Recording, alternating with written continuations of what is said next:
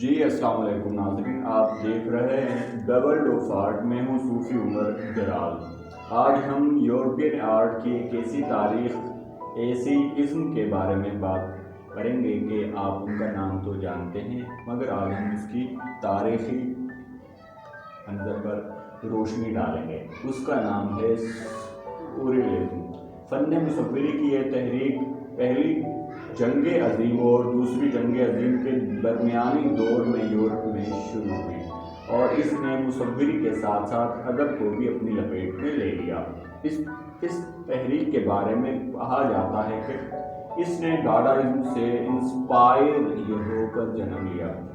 ڈاڈائزم میں وجہ یا وجود کا فقدان تھا اور اس کا منشور اینٹی آرٹ تھا، لیکن سوریلزم میں مثبت جذبات اور عقل، منطق، دلیل، شعور، سمجھ، آگہی جیسے عناصر کو مد نظر رکھا گیا۔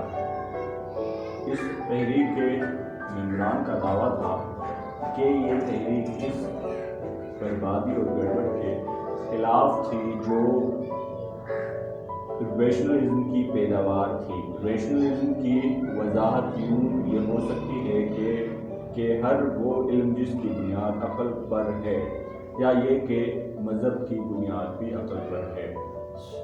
سوریلزم کے مصوروں کا خیال تھا کہ جنگ عظیم اول کے بعد جو خوف طیش دیکھنے میں آیا، اس کی بنیاد کلچر اور سیاست میں ریشنلزم ہی تھی۔ 1924 میں اینڈری بریٹن نے سوریلزم کا منشور شائع کیا۔ اینڈری کو اس ازم کا نمائندہ سمجھا جاتا ہے۔ اس کے مطابق اس ازم میں ایک ایسی تحریک کا نام تھا جس نے عقل، باخبری اور واقف کاری کو غفلت، بے خبری اور بے یہوشی سے ملا دیا ہو، یعنی تحریک کانشیس اور انکانشیس کا مرکب تھی۔ یوں پہیے کے خواب اور تخیلات کو روزمرہ کی زندگی کے ساتھ جوڑ دیا گیا، یا ان دو یکسر بالمقابل امور کو ایک دوسرے میں مدغم کر دیا گیا۔ اسے سوریلزم مصوروں نے زندگی ایبسلوٹ ریئلٹی یعنی ریئلٹی کا نام دیا۔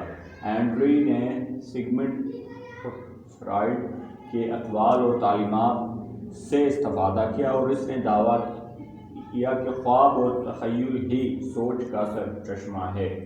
اس کے خیال میں غیر معمولی ذہانت کا مالک جینیس ہی خواب اور تخیلات کو زندگی کا جامہ پہنا سکتا ہے،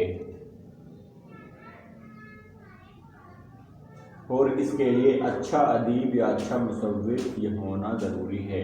دوسرے الفاظ میں سوریلسٹ مصور خود کو جینیس تصور کرتے تھے۔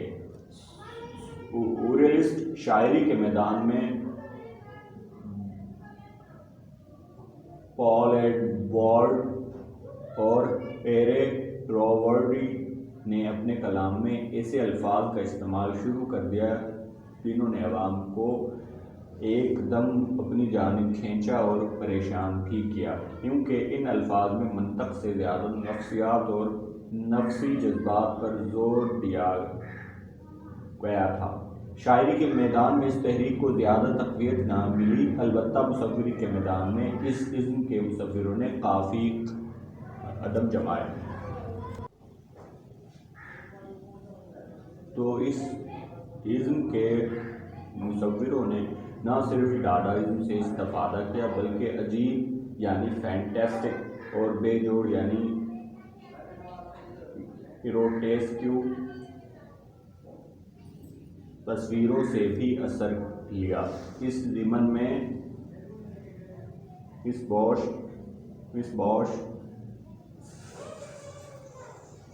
فرانسیسکو گویا، اوڈیلون ویڈون، یوڈی چیریکو اور مارک شگال جیسے مصوروں کے نام لیے جا سکتے ہیں۔ اس ازم کے مصوروں کے عمل نے منطقی سلیقہ، ریسرچ اور تجربہ کاری پر خوب زور دیا اور اس علم کے مصوری کو ذاتی نفسیاتی تفتیش اور الہام کا نام دیا۔ اس علم کے رہنما نے اس بات پر زور دیا کہ تمام اس علم کے مصور انہی لائنوں پر جم کر کام کرتے رہیں، تاہم ایسا ممکن نہ ہو سکا اور 1925 میں پیرس میں ایک سورریلسٹ نمائش نے ثابت کر دیا کہ اس علم میں شامل تمام مصور اپنی اپنی بانسری بجا رہے ہیں۔ نہ صرف یہ بلکہ مصوروں نے ایک دوسرے پر بھی تنقید شروع کر دی۔ اس علم کے آرٹسٹوں میں جین اور میکس ایرنسٹ، اینڈرے میسن، رینے میگریٹ، وی ٹینگوئے، سالواڈور ڈالی، ہیری روئے، پال کلوئے، جان میرو شامل ہیں۔ ان تمام مصوروں کا کام ایک دوسرے سے اتنا مختلف یہ ہے کہ انہیں ایک گروپ کا نام دینا مشکل ہے۔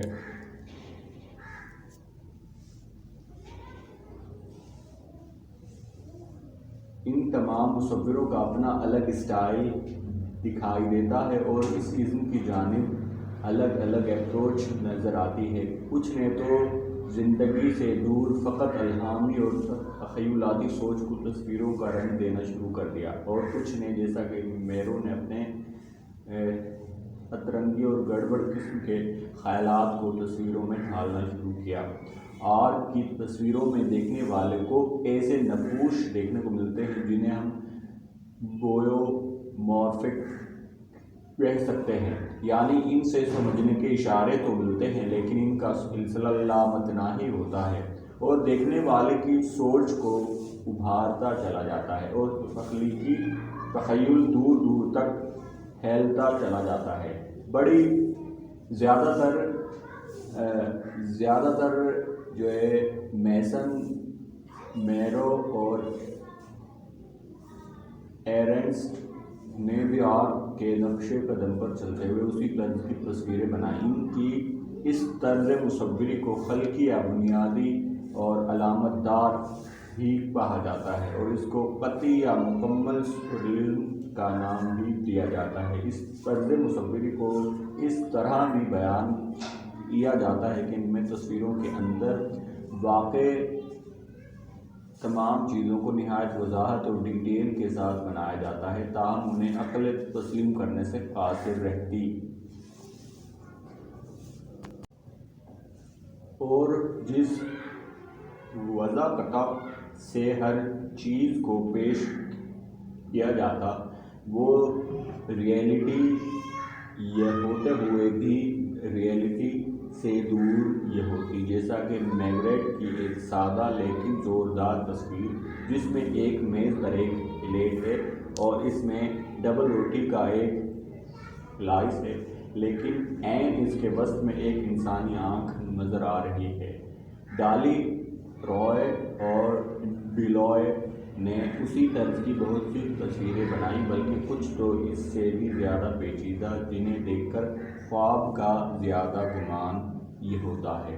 تکنیک کے میدان میں بھی اس علم کے مصوروں نے بہت تجربے کیے اور ان سب تجربوں کا مقصد ایک ہی تھا کہ کسی طرح نفسیاتی پہلوؤں کو جوڑا جائے۔ ایک تکنیک جو خاص طور پر استعمال کی گئی اسے ایروٹیج کہا جاتا ہے۔ اس میں لکڑی کی سطح سے ایک کسی دوسری ٹیکسچر والی سطح سے گریفائٹ کی مدد سے ربنگ کی جاتی ہے۔ دوسری ٹیکنیک گرٹیج یا ایڈیٹوز کہلاتی ہے۔ اس میں کینوس کو کھرچا جاتا ہے۔ تو ان دو ٹیکنیک کا زیادہ استعمال ایک آرٹسٹ نے کیا، اس کا نام تھا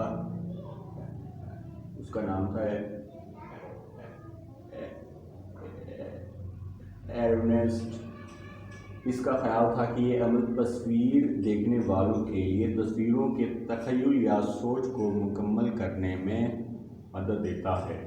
مختصر یہ کہ اس علم کے مصوروں نے فری فارم یا مواد پر زیادہ زور دیا اور زیادہ تر اس تحریک نے کیوبزم کے مقابلے میں ایک متبادل تحریک کی بنیاد رکھی اور ماڈرن مصوری میں جو مواد یعنی کانٹینٹ پر زیادہ زور دیا اسے 2 قدم اور آگے بڑھایا۔ یہ آج ہم نے ایک خوبصورت ٹاپک پر یہ ویڈیو ترتیب دی ہے۔ ایسی بے شمار ویڈیوز دیکھنے کے لیے آپ the world of art by Sufi like کریں، شیئر کریں، کامنٹ کریں اور سبسکرائب کرنا نہ بھولیں۔ امید ہے یہ ویڈیو آپ کو اچھی لگی ہوگی، اور اس ویڈیو کے بارے میں آپ کی کیا رائے ہے یہ آپ ہمیں ضرور اطلاع فرمائیے گا۔ بہت شکریہ، اللہ حافظ و ناصر آپ سب کا۔